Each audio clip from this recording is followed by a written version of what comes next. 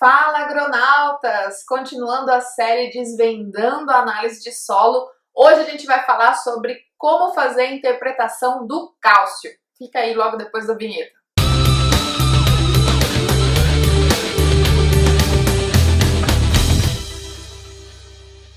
Olá, agronautas! Hoje vamos abordar mais um parâmetro da análise de solo, que é esse nutriente tão importante para todas as culturas, que é o cálcio. Você sabe qual que é a função do cálcio dentro da planta? São basicamente três funções. A primeira função dentro da planta é estrutural, porque ele faz parte da formação das membranas e das paredes celulares de todo o tecido vegetal. É ele o responsável por cimentar uma célula na outra e por isso é requerido em grande quantidade. E também é por isso que é considerado um macronutriente. Quando você pensa em cálcio, eu aposto que você lembra logo de leite, né? É porque a gente sempre aprendeu que o leite tem bastante cálcio, que é bom para os ossos, nossa avó sempre dizia. Então, se você pensar que a parede celular é como se fosse o osso da planta, né, o que mantém ela em pé, pronto, você já lembrou da principal função do cálcio na planta. As outras duas funções é como regulador enzimático e mensageiro secundário.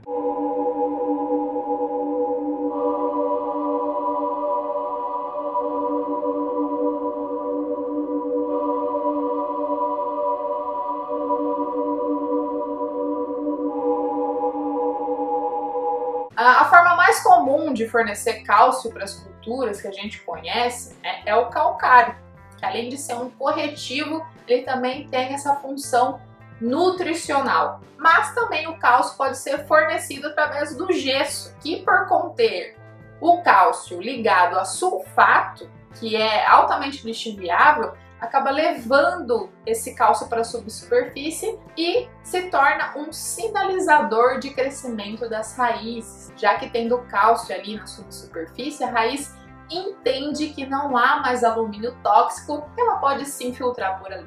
Eu considero três métodos de interpretação do cálcio na análise de solo. O primeiro é utilizando tabelas regionais de interpretação que levam em conta os tipos de solo predominantes nessa região, a textura desses solos e montam faixas ideais médias, né, de interpretação. Essas tabelas elas podem ser encontradas em livros de fertilidades da área, né? Por exemplo, esse livro aqui do Cerrado, que foi até o livro que eu sorteei aí no canal. Mas você tem os outros livros para as outras regiões, por exemplo, o Boletim 100 para a região de São Paulo, que até agora atualizou para Boletim 200, tem o Quinta Aproximação, que é de Minas Gerais, enfim, vários tipos de literatura de acordo com a região. Hoje, com a internet, você encontra facilmente essas tabelas de interpretação aí, até as tabelas separadas mesmo do livro, né? Eu vou pegar como exemplo aqui a tabela que tem aqui presente nesse livro do Cerrado, que diz que a faixa ideal de cálcio considerada adequada é de 1,5 a 7 centimol de carga por decímetro cúbico.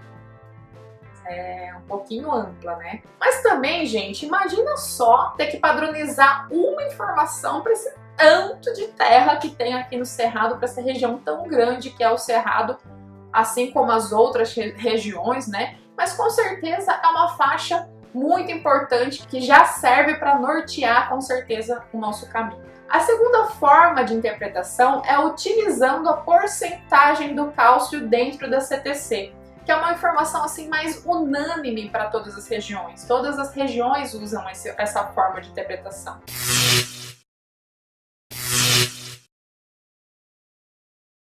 A porcentagem na CTC quer dizer o quanto que a CTC está sendo ocupada ali por aquele determinado elemento. Pode ser não só o cálcio, pode ser o potássio, o magnésio, enfim.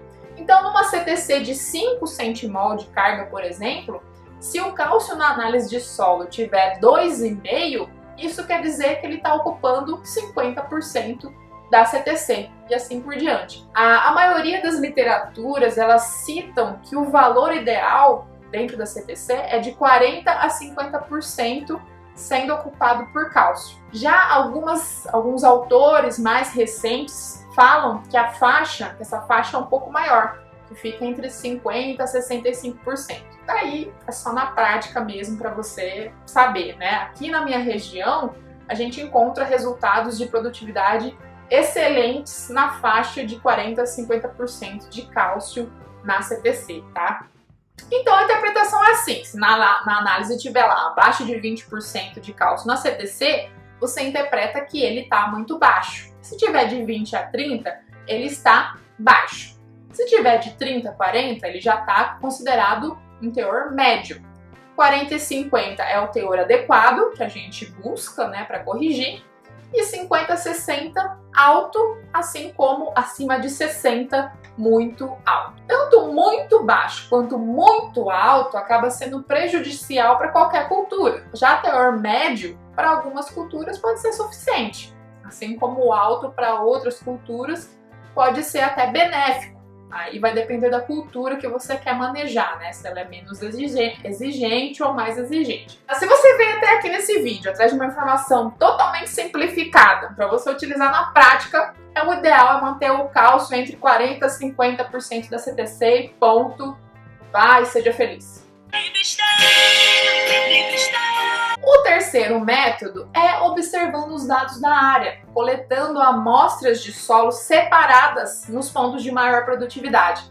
Você pode até utilizar um mapa de colheita para isso, que eu até comentei no vídeo anterior, né, por exemplo, para determinar os pontos georreferenciados onde você vai fazer as análises, onde você vai fazer as coletas.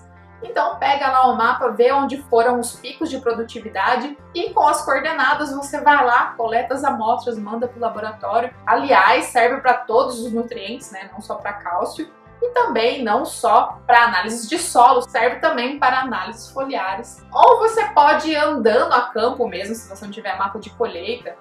Faça estimativas de produtividade, onde você observa que, né, que as plantas estão mais carregadas, que tem um enchimento melhor de grãos, enfim, vai lá, coleta, separa e vê o que aparece na análise. Não ter o mapa não é desculpa para você não fazer. Lembrando sempre que você tem que fazer de 15 a 20 subamostras por amostra composta para ter um dado representativo, tá bom? Com os resultados em mãos, você vai ter um norte de qual é o teor mais adequado de cálcio, de magnésio, de enxofre, enfim, para altas produtividades na sua área ou na área do seu cliente.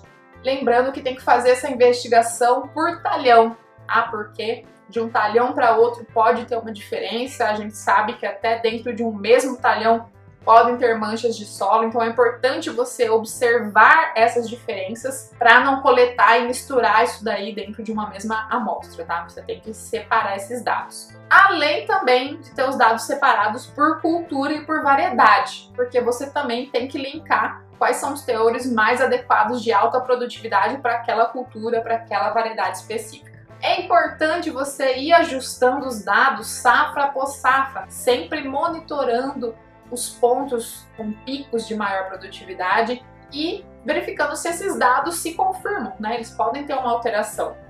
E muitas vezes você vai observar que é um pouco diferente das tabelas de interpretação média da sua região.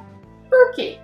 Porque é uma informação muito mais detalhada. Essa terceira forma é a que eu considero assim mais eficiente, porque leva em conta as características particulares do solo da sua região, da sua micro-região, né, da sua propriedade, da cultura do seu interesse, da sua variedade específica. E é claro, lembre-se sempre de consultar um engenheiro ou uma engenheira agrônoma da sua confiança para estar acompanhando esses dados com você, interpretando e fazendo as recomendações, né? Bom, pessoal, se você gostou desse vídeo, você já sabe o que fazer, dá um like aí para ajudar, compartilha, toque o sininho para receber as notificações e fica ligado que toda semana tem vídeo novo aqui para você.